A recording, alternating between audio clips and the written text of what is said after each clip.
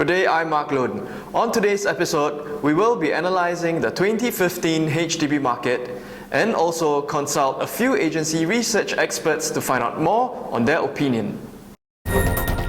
On today's show, we break down the 2015 HDB market.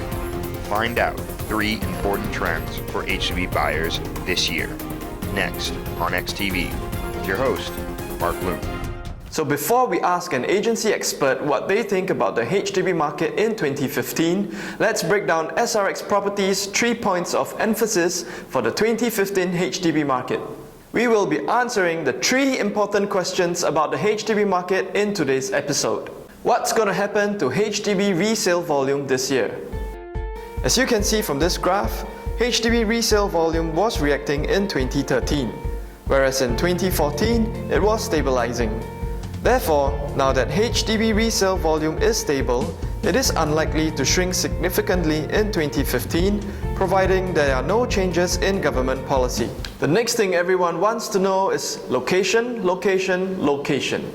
Which areas in Singapore should potential HDB buyers have their eyes locked on? This chart illustrates the transaction over X value for every district in Singapore last year. As you can see, only 2 districts posted a non-negative median TOX in 2014. Queenstown posted a neutral median TOX overall last year. Secondly, Clementi came in at $1,000 above the median X value in 2014. Both Queenstown and Clementi posted a non-negative median TOX during the last year. Therefore, these districts might be desired locations for HDB buyers and investors. In addition, both districts are made up of mostly mature HDB estates, which leads us to our third question about the HDB market. Our third and final question: what type of HDB estate should one consider buying in 2015? As you can see from this line graph, there has been an overall decline in price for HDBs.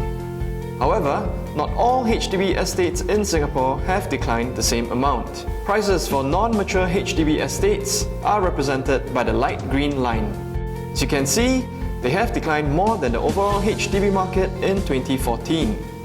Whereas mature HDB estates in dark green have declined less than the overall HDB market during the last year.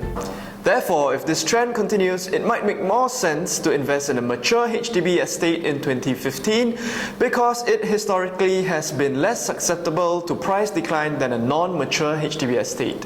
Now that we have a comprehensive understanding of what is to come for the HDB market in 2015, let's ask an agency expert what they think about the HDB market this year. Hi, I'm with Benedict Lim of DWG, and right now we're in DWG office. Hi Benedict, thank you so much for coming. Hi Angela, welcome to DWG. Thank you. So Benedict, if government policies such as the cooling measures are removed, what will happen to HDB resale prices and volume? Okay, let's talk about the cooling measure in 2013, which I think the cooling measures, the 3 main cooling measures that is introduced in 2013 actually really brings down the volume as well as the quantum of the HDB resale prices. PR in Singapore can only purchase a HDB resale flat after 3 years. So I think the government introduced this cooling measure mainly because most of the PR that has less than 3 years, they don't actually have a lot of CPF in their account.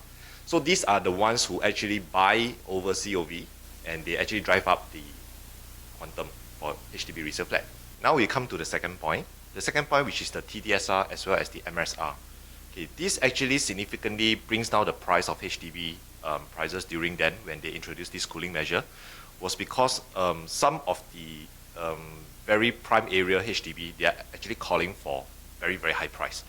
So if you do not have that kind of income, the bank will not be able to loan you that kind of amount, right? Okay, the third point will be, of course, the ABSD, the additional buyer stamp duty, whereby PR has to pay the additional buyer stamp duty.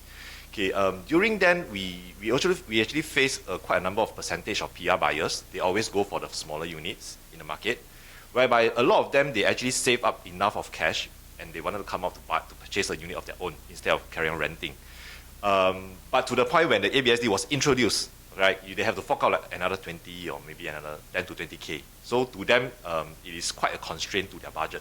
So a lot of them actually shelve the idea of buying at the moment. So they actually, no choice, they have to carry on renting again.